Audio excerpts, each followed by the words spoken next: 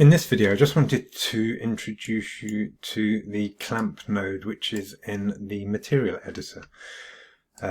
So as with other clamp nodes, you can define your own minimum and maximum. I've set a minimum of 0 and a maximum of 5 here, just for this demonstration. A lot of the times in material editor graph, you might want to just bring material back down within alpha range between 0 and 1, because you might have done lots of multiplications up until that point, which will be blowout values, particularly with color, because color is obviously from a 0 to 1 space as well. So using the clamp to bring it back within the alpha range is something that you see being used a lot in different shader videos. The example that I'm going to show is a kind of variation on that, where I am defining my own clamp parameters. And picture the scene. So we might have this as our pinball ball, and every time it hits one of the boundaries, you might want to change the color by adding some emissive to that material. But you don't want it to happen every time, because you only want it to happen, in our case, 5 times if I'm putting it up in an increment of 1 unit every time.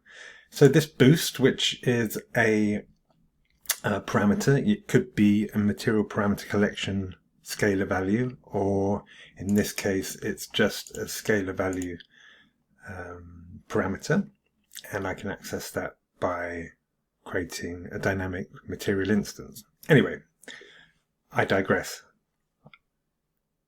So if I put up the boost from 1 to 2, we're brightening up.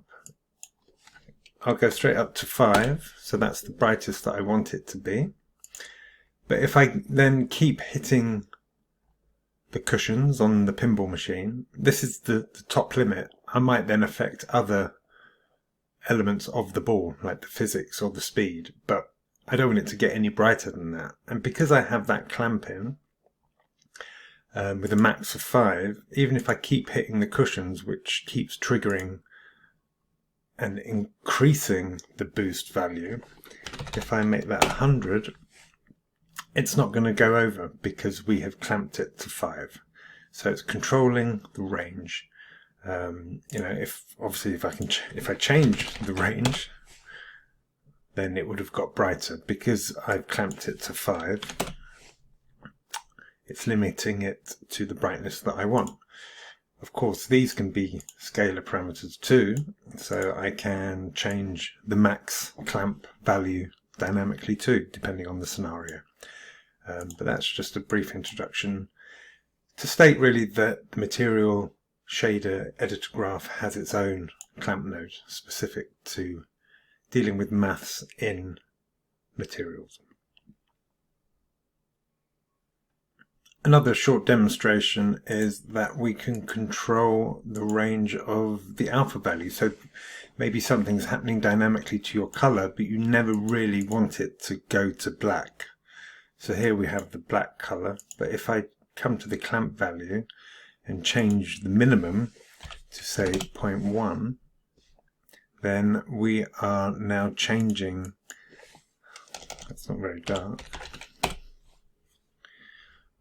we can avoid going entirely to black at any point by controlling our range using the clamp node as well. Similarly to white, you might not want anything to sort of blow out to bright white, so you would tweak the max value.